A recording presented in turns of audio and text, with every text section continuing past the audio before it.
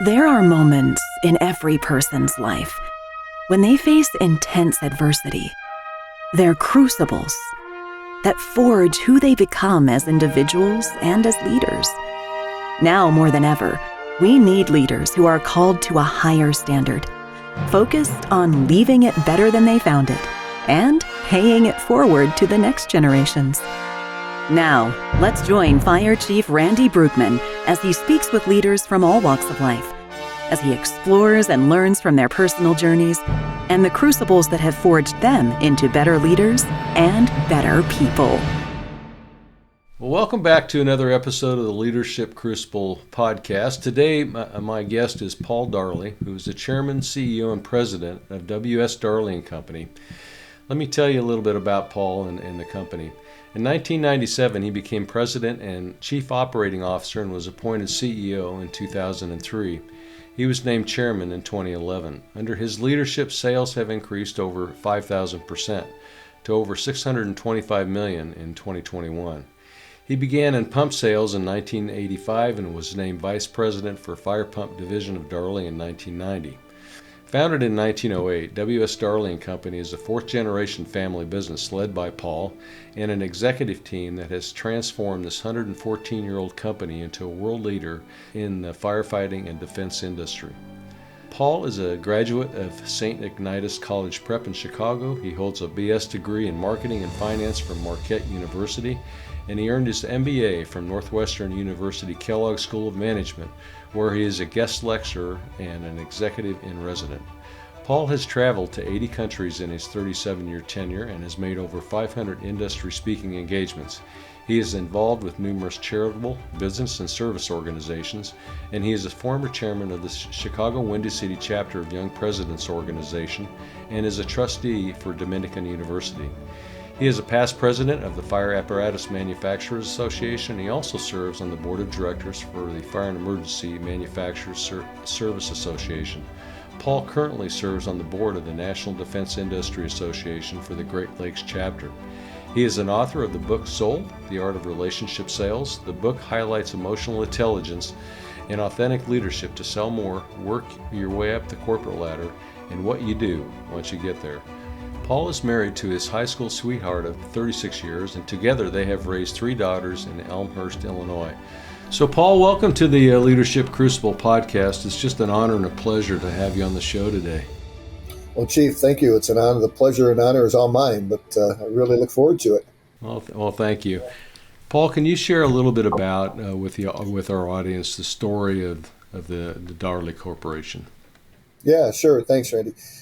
So our company was founded by my grandfather here in Chicago in 1908. He actually modeled our company after Sears Roebuck's catalog. And back in those days, a lot of the catalog companies were headquartered here in Chicago because they could ship easily with the trains and all the rest. And so Montgomery Ward and a few of the others were here. And it started off as a municipal supplies company in 1908. In 1926, he decided he wanted, and he had morphed into firefighting equipment and law enforcement equipment. And in 1926, he decided he wanted to build fire trucks.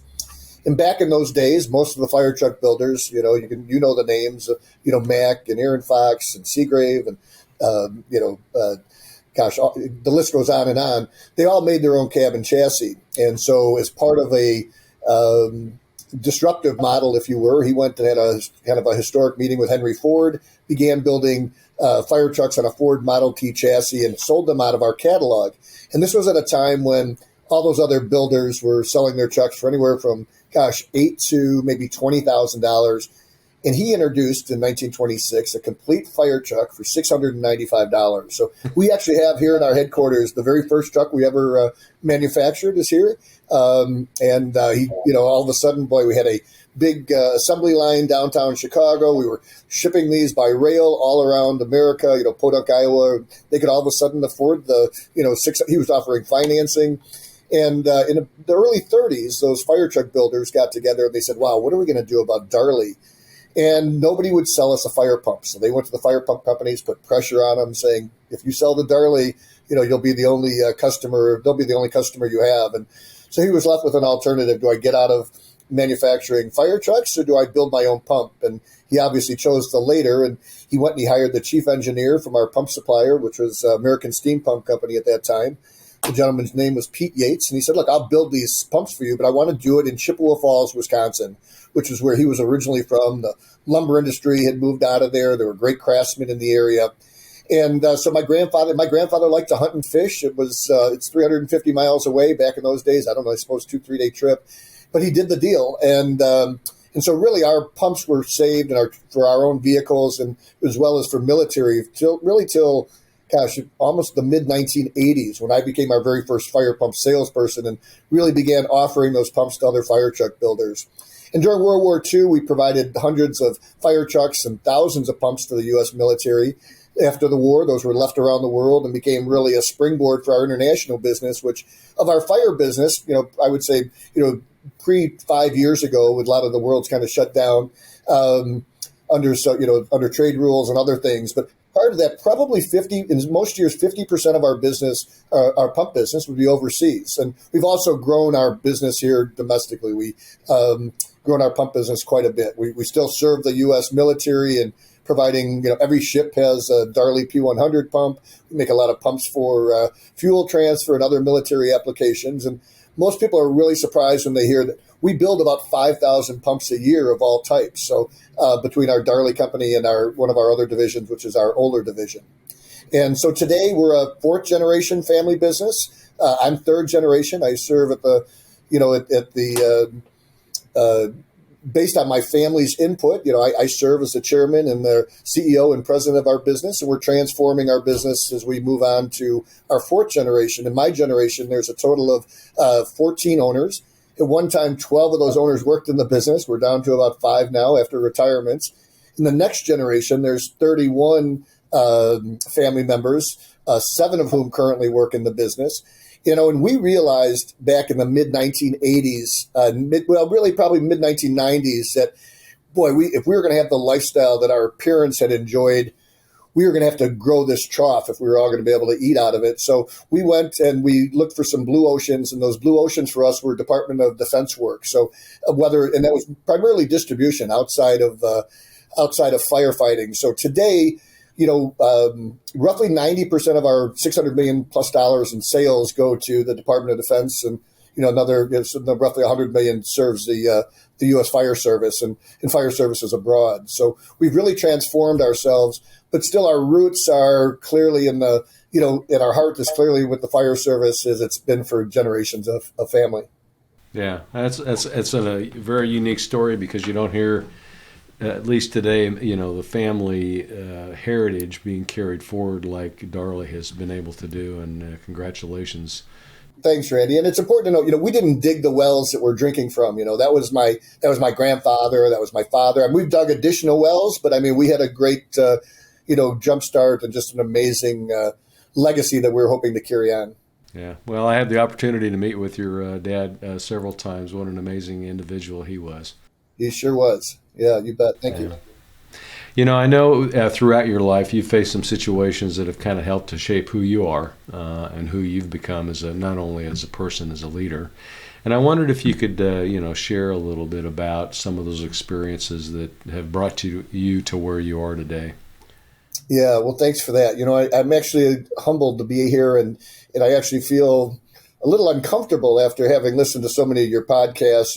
I certainly, by most of your readers or listeners, viewpoint would be someone who came from privilege, maybe a silver spoon. I don't like that expression, but a silver spoon perhaps. And particularly after I listened to the stories of Malenga from, Zambia, being imprisoned falsely. And I listened to, Reggie Freeman talk about, the bigotry and racism that he felt or experienced. And Pat Kenny with, his, heartbreaking story of his son, Sean, his wife, Elaine. And, so, but part of that privilege, I suppose, put me in a position where I was exposed to amazing leaders throughout my life. And I was able to, including presidents of the United States and things of that nature. And I was able to look at these folks and see what I really liked in them and try to emulate and repeat that. And also look at a lot of different leaders and say, gosh, that's not a trait that I would like to, espouse. So, as we step back and look at my own experiences,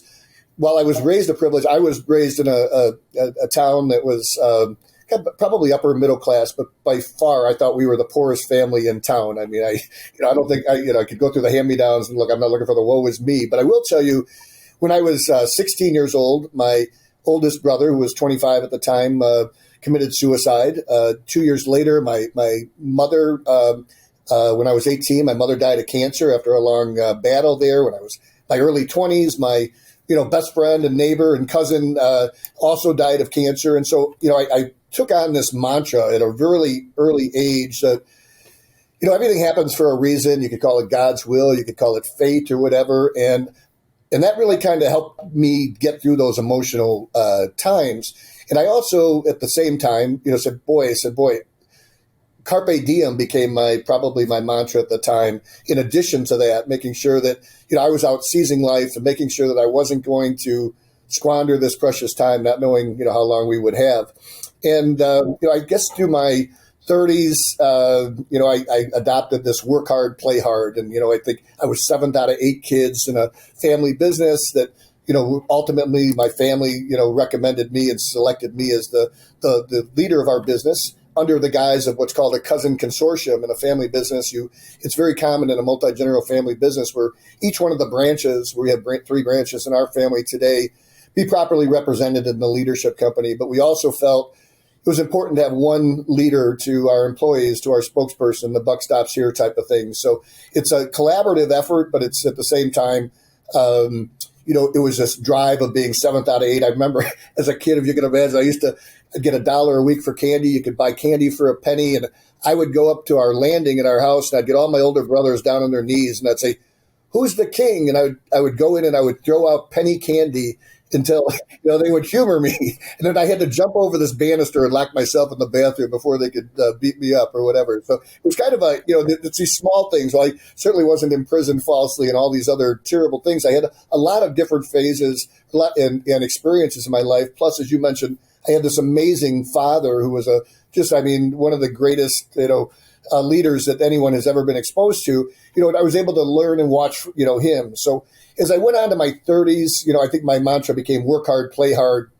And in my early 40s, I was at a conference, a CEO conference, and they said, "Well, what's your mantra?" And I went around, I said, "Geez, mine is work hard, play hard." I was with my wife, Heidi. And she said, "Well, my mantra is be nice." And they said, and the gentleman 2 people over from me said, "Well, mine's a lot like Paul, except it's work hard, play hard, and give back." And I remember it, Randy, hitting me like a dagger in the heart, thinking, oh my gosh, how did I miss giving back? And I think, part of us, and as we grow up, you're putting food on the table, you're wanting it's maybe a hierarchy of needs, Maslow's hierarchy of needs. But so really now, as I've moved into this, phase in my late 50s, really focus on working hard still, playing hard still, but making sure that I'm giving back in a variety of different ways. So those are probably what's formed me as a person. I would also say too, I had my 45th grade school reunion a couple of weekends ago, and and one of the things that really dawned on me, my wife and I were driving home, and I said, none of those people have changed. They're all the same. Eddie Shannon's the same guy who was pulling pranks on me in first grade. And I know when you're in prison falsely or whatever, those things will certainly obviously change a person. But for the most part, if you haven't had these major traumatic events in your life, my experiences have been, look, people probably don't change that much. Yeah. Good point. Yeah. So, you've been in business a long time. You've been running just a significant corporation. And how important do you think it is to be focused on excellence in an organization? I think it's incredibly important, but I also feel, regardless of what field you're in, I think back to the books that have really been impactful on me, Larry Bossidy's Execution or Good to Great, and I'm always focused on, I'm a lifelong learner, whatever I can do to improve. And, the chances of us going from a 4th generation to a 5th generation business are less than 0.25%, so I do everything that I can, and we do everything that we can to better those odds by learning from others and all the rest. So I would say it's incredibly important. I resonate a lot with, I think, you're often going to be judged by, my dad used to always say his legacy, he won't be judged by going into China. He won't be judged by, maybe other business ventures that he did, but it'll ultimately be judged on how well the company, his legacy was with the company being perpetuated after he was gone. So I think of that a lot. And with that excellence, I guess it's not just a daily showing up daily. That certainly is a part of it. I think it's a culmination of those things. But I also just think how people, I once heard, your success and happiness in life will be equal to, as well as your wealth. I don't like to really throw that in, but I will be the average of your 5 closest friends when you die, So I think if you hang out with, winners, you're going to be a winner. And you hang out with losers, you're going to be a loser. I think of like Michael Vick, with the, here he's an NFL quarterback, 15 years ago, 20 years ago. And he goes back and, gets in dogfights with all of his, guys who he grew up with. I mean, he should know better. So I would also say, look, find something that you love to do. It's hard to be excellent at something unless you truly enjoy doing it. I was listening to a quick podcast with Mark Cuban, the owner of the Dallas Mavericks, recently. And he said, "What's the worst advice you ever heard anybody give somebody?" And he said, "Oh, follow your passion." And I'm thinking, because I follow, that's one of my things that I always tell young people. Find something you love to do. You'll never work another day in your life. And and Mark Cuban said, "That's the worst advice you could give anybody." And boy, it certainly got my attention. And he said, "Yeah, because look, if you're 5'2" and 250 pounds and your goal is to be on the Dallas Mavericks, it's not happening. So it's got to be follow your passion, but within your capabilities, within those areas where you can be excellent." And so I think you've got to get in your swim lane. You can't be excellent at everything, but continue to be a lifelong learner. Yeah. Well, speaking of books, in your book, Sold, you talk about the importance of emotional intelligence and authentic leadership as the basis, the foundation to be successful. Could you speak to that a little bit? Sure. And I actually have a copy of it here. It's available on Darley.com or Amazon. All the proceeds have gone to charity, but and I do a lot of speaking on it. And I'll tell you, I was blessed. You're going back to that privilege. I was selected. There was a very well-known CEO here in the Chicago area. Jim Leotote was his name. The University of Illinois Business School here in Chicago is named after him. It's one of his sons is Jimmy John Leotote, who started the Jimmy John Sandwich Company. All these different areas. And he took me and 8 other CEOs under his wing about 10 or 12 years ago with the understanding that he was going to teach us emotional intelligence. We went through a formal program at the college, at the university. He was going to go and really educate us on emotional intelligence, authentic leadership, and we had to then go forward and pay it forward to others. So, emotional intelligence came around about 30 years ago through Daniel Goleman, who, wrote an article in Harvard Business Review titled, "Why Would Anyone Want to Be Led by You?" And, there's really 4 quadrants. And today, Fortune 500 companies, 95% of them select their C-level C-suite employees, that's particularly their CEOs, based on their emotional intelligence more than any other factor. So it's often referred to as your EQ, just like we measure our intelligence through an IQ. This is EQ. And unlike IQ, EQ can be actually improved. Some studies will show it can be improved up to 30% in certain areas. And there's 4 areas or 4 buckets of emotional intelligence. The first 2 are really about yourself. So it's number 1, being aware of your self-awareness and working on your shortcomings and making sure that you're, working on your shortcomings, but also leveraging your strengths that you have. The second bucket, it's kind of a 2x2 McKinsey matrix, if you will. So upper left is your self-awareness. You move over to the right, you've got your self-regulation. How well are you able to control your own emotions? Do you interrupt people? Do you say dumb things? I often think of like President Trump in these areas, where he should have just regulated it, but it was really hard for him. And so then you move down to the bottom 2 matrix, which are your social awareness. What is your ability to walk into a situation, size up the crowd, understand what's going on, read the emotions in there. And then the last is your relationship management. That's in the lower right-hand quadrant. And that really talks to, making sure that that's how you motivate people to action. And the reason why these Fortune 500 companies are so in tune with EQ is because nobody does it alone, right? So if you're going to be a leader today, you've got to be able to motivate people to action, and they've got to want to really, it needs to be intrinsic. It can't be something that it needs to be something that they've been involved in helping to formulate. It means that they've been heard, that they really truly believe in, and it's a clear message that's been communicated to them. Here's the need. Here's where we're going. And so, yeah, as I look at emotional intelligence today, look, CEOs are hired for their ability to listen, communicate the message, and motivate people to action. And I don't care whether that's a priest in your church or whether that's a CEO or a fire chief or whomever. CEO, the EQ is really critical today. Yeah, I agree. And kind of, I guess, leads into the next question is, what's your assessment of the leadership today that we see in our society? I grew up in my household. I had my father was a staunch Republican. My mother was a bleeding liberal Democrat. And every election season, we would have a Republican sign and a Democrat sign up in front of our home, and it was really it was never as hostile as it seems to be today. It seems like my mother was all about social justice. She was a social justice advocate, and it seems like today they almost seem to be somewhat binary. And so I think the nation, I think, in many respects is screaming for leadership that is not so partisan and all the rest. And I also think back, when I was in my 30s and 20s and all, I was totally focused on Jack Welch. I mean, he was the guru. You think back, leader of GE and all. But now I go back and I look at Jack Welch's life and look what happened when GE. When he left GE, it really pretty much went to pieces. In fact, if you look at they were part of the original Dow Jones Industrials. They actually were the last of the original Dow Jones Industrials to leave the Dow Jones in 2019 because of their poor performance. So the last of the original companies. And I think of his legacy. I think back to my dad, that story I just told you about my father.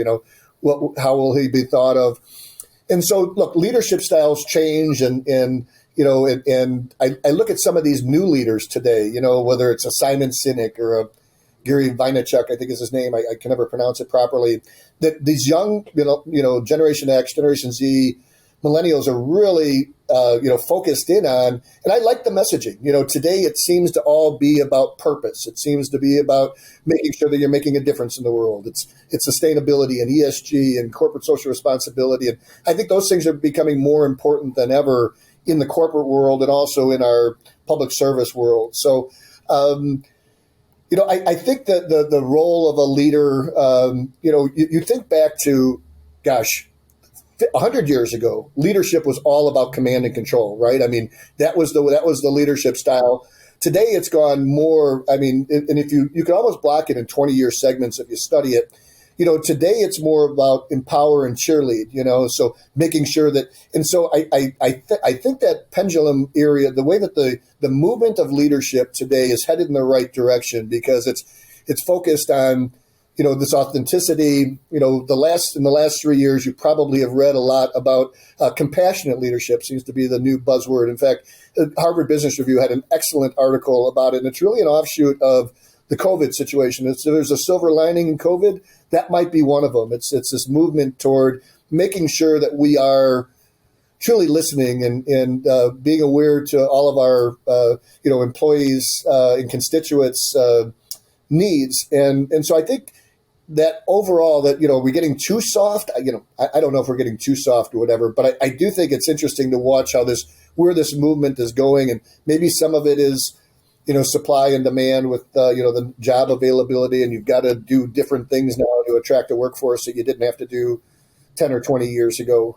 So yeah, those are probably my general thoughts relative to modern day leaders. But I would say overall, I think despite what's going on in Washington, D.C. and stuff, I think we're seeing great leaders emerge, both in the fire service. We recently lost Bobby Halton, as you know, and gosh, I mean, what a blow that was to the fire service, and just a great friend of both of ours. I know he served on our fire advisory board for over 5 years, and when I look at the icons and the role models, Alan Brunacini and others in our industry, yourself.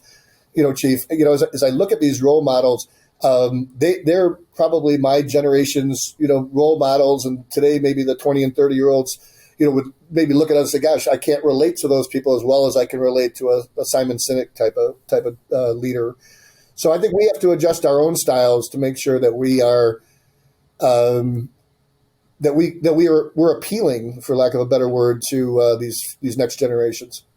Yeah, I think the real shift toward looking at how you build your culture and your talent pool, and bringing your employees to the center of that discussion, and making sure that they're engaged in the upper end dialogue, and how to actually create that is a significant shift from what we've seen in the past. And I think it's an important shift, and I think it's one, as you said, I think I'm in agreement with. I think it's gonna help to lay the foundation for our organizations to move forward effectively in the future. I just wish that our federal government would take on the same perspective and look at what they're doing and put the people that they represent at the center of their discussions. Yeah, right on. Isn't that the truth? Right. Yeah. Yeah. Instead of party versus party and me versus them, and it's a very negative culture, and what gets lost in that is the work, the really important work that needs to be done on behalf of the citizens of this country. Yep, absolutely. Yeah. So, I think you've pointed out that leaders are, and you just mentioned that leaders are always growing and kind of developing their skill set, even when you're at the top spot. And how important is that if you want to stay in the top spot and you want to be effective as a leader? Yeah, it's incredibly important. I mean, I go to just about every family business seminar, leadership seminar that I can get my hands on. So I'm constantly learning, lifelong learner.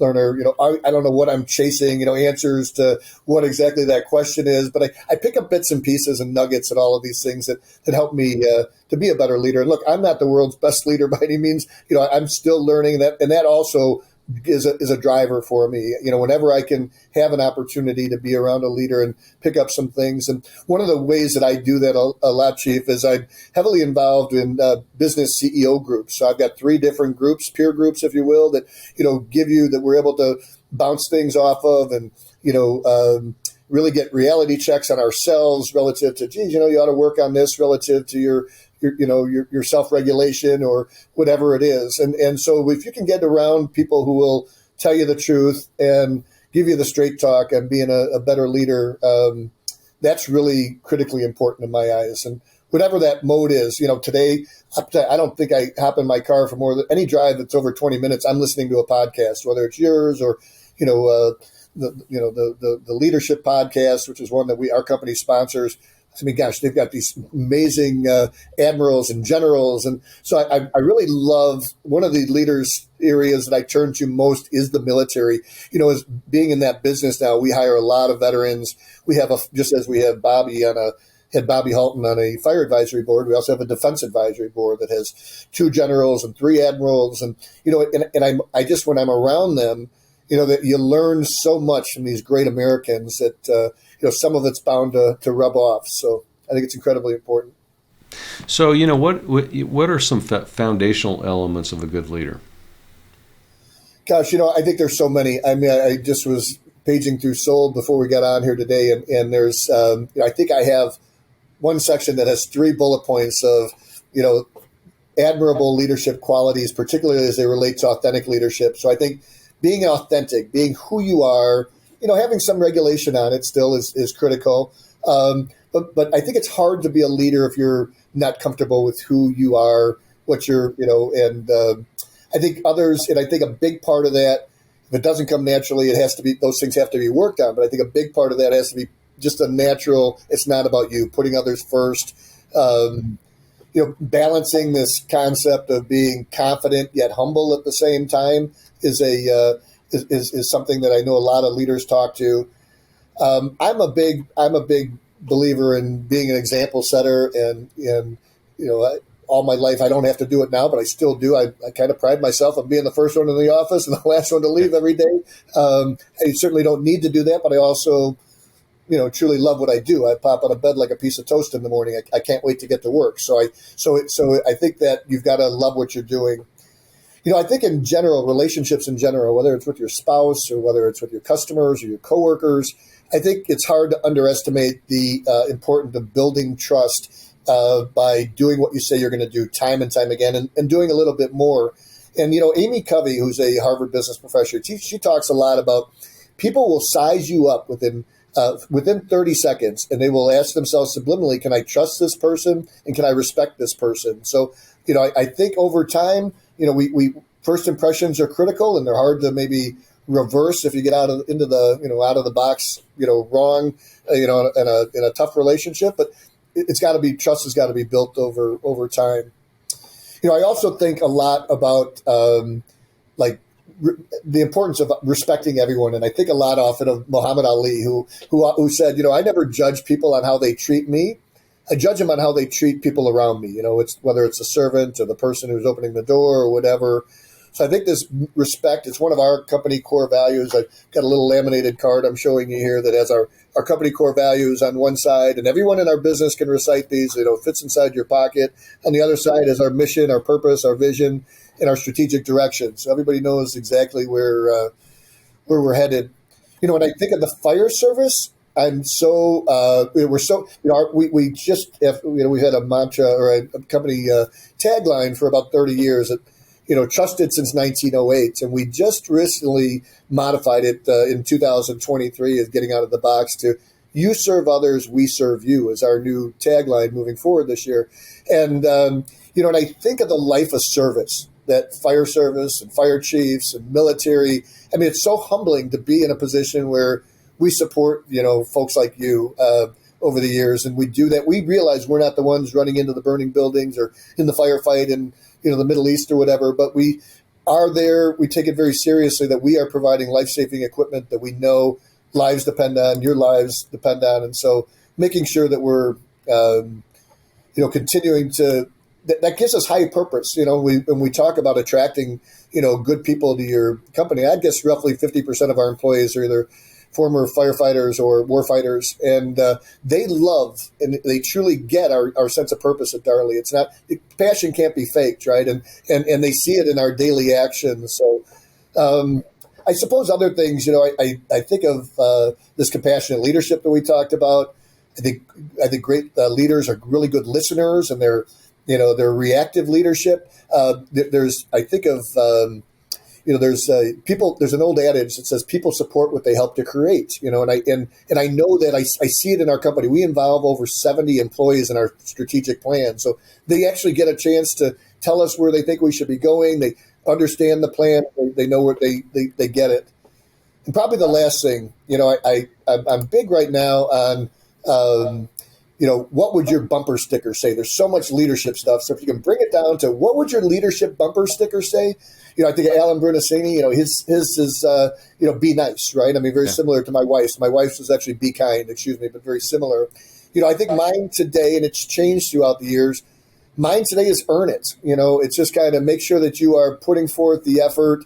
You don't become a leader with just by a title. You've got to earn it day in and day out. You're only as good as your last performance. Yep. What is it? It takes a lifetime to build that, that reputation, and a minute to squander it. So I just think it's making sure that, and if you look, you generally do good things, karma, generally good things are going to happen to you, right? Yep. No, I agree. I think, in the Leadership Crucible, we have two mantras, pay it forward and leave it better than you found it. Yep, I love it. Yes, I'm familiar. Yeah, from a leadership perspective, if you can do those two things, and I think there's probably a third one for me, and that's service over self. No matter what profession you're in, if you take that attitude, I think you'll be successful as a person. Yeah, that's so great. We had my uncle, my father's brother, just turned 90, and and he's at the end of kind of his life. And we celebrated. We had a family meeting over the holidays, and with that, we actually, and he has terminal cancer, but we actually took time to. Everyone in the family said wonderful things about him, and I tell you, I think of him as being a second fiddle to my father. I didn't say it at the time, but I had written him a note about it. But as I think of it, and I remember when I was at Northwestern getting my MBA, there's a whole case study on the importance of the second fiddle and how important he is to or she is to the orchestra. And so it's just a really, I think the importance of being selfless. And so many people, my cousin Jeff and others, talked about the selflessness that my uncle displayed in his entire life. That's right up at the top there as well. So I love those. I love the adage. Thank you. Yeah, well, and I think the orchestra also demonstrates what any organization is. I mean, it's 75 people that are getting together to make music. May not be music. It may be fire trucks. It may be selling, phones, whatever. But that organization is built around the cohesiveness and the music that they create together, right? Absolutely. Yeah, and that comes back to the culture. It also comes back to the leadership that puts the importance of every one that works for them at the forefront. And I think when leaders like yourself do that, and you've done that very effectively, you build a great team. Yeah, it certainly is. I give a lot of speeches on leadership and on my book, and I think my first slide is, look, it's not about you, right? So I know I've heard a lot of your readers talk about it's that selflessness, and right on. It's leadership. It's all about everybody else, right? Yep, it is. It really is. So what takeaways would you like to leave the audience today that may help them become a better person or a better leader as they move forward through their journey in life? Yeah, thanks. Well, I'll tell you, at the risk of repeating myself, but maybe a summary, I think this first is be authentic. Find out who you are, work on your shortcomings, listen to different constituents, different groups, ask their opinion, incorporate their opinion, push decision-making down into the organization where the decisions are best known, and let them take credit for their change within the organization. I think the second would maybe be find a mentor or a peer group or someone to help coach you throughout your life, and somebody's really going to be able to give you a gut check and tell you where you're doing well and more importantly, where you're not doing well. I think lead by example, making sure that you're the pace setter in the organization, but at the same time maintaining a sense of balance. I'm a part of a group called YPO, Young Presidents Organization, and I'm no longer that young, but it's lifelong learning now. And their symbol is a triangle, and it's a triangle because it talks about the balance in your business, your personal life, and your family life. And if any of those are out of whack, it's really hard to be a good leader. In any environment. If you've got poor relationships at home, I think that also, as we talked about this compassion and empathetic leadership. I think I think like a Bobby Halton, passion can't be faked. I think it trumps just about everything, and it's hard to have that passion unless you truly, are drinking the Kool-Aid. You truly believe in the mission that you're doing. And again, I think those in the fire service, you see it really quickly in those who have got the passion. And probably lastly, it's this integrity. It's our, here's my card again. Our number one core value is integrity. And I think back to my grandmother, Darley, who was really the matriarch. My father's mother, of course, was really kind of the matriarch of our family. And she came over from Eastern Europe at a young age, and really frugal. But she also would always tell us as young kids, look, if you don't want it on the front page of the Chicago Daily News at that time, the Chicago Tribune, don't do it. And so I think be guided by what do we say? Integrity is often, or ethics. Integrity is what you do when people aren't watching or whatever, and nobody's aware. So I think we often think of just making those right decisions. I often think, what would my dad do in this position? What would, you all know, what would Jesus do, connotation. So I think really sitting back and not making decisions too rashly might be the other one, making sure there's I can't remember the exact term, but there's in leadership, there's often, it's a bias that goes to the last person that you just talked to. And there's also a bias that you get from the first person that you talked to. So making sure that as leaders, we step back, we get the whole story, not analysis paralysis. I mean, as leaders, we generally have to make decisions with 80% of the information or less. If you belabor it beyond that, it's it's ineffective in many ways. But making sure that we don't rush in like a bull when we hear something, and because there's usually three sides to most stories, right? His, hers, and in the middle, and making sure that we're then coming in and giving our opinion or rendering decisions based on as much facts as we have, but also maybe with a caveat at times that leaves an opening for people to where they don't feel they've been abandoned by an organization or something if it's a significant decision. So I suppose those are probably the top ones that come to mind, Randy. Well, I sure appreciate that. And Paul, thanks for taking time to be on the Leadership Crucible podcast, and the insight that you provided has been really significant today, and I appreciate you taking the time to do so.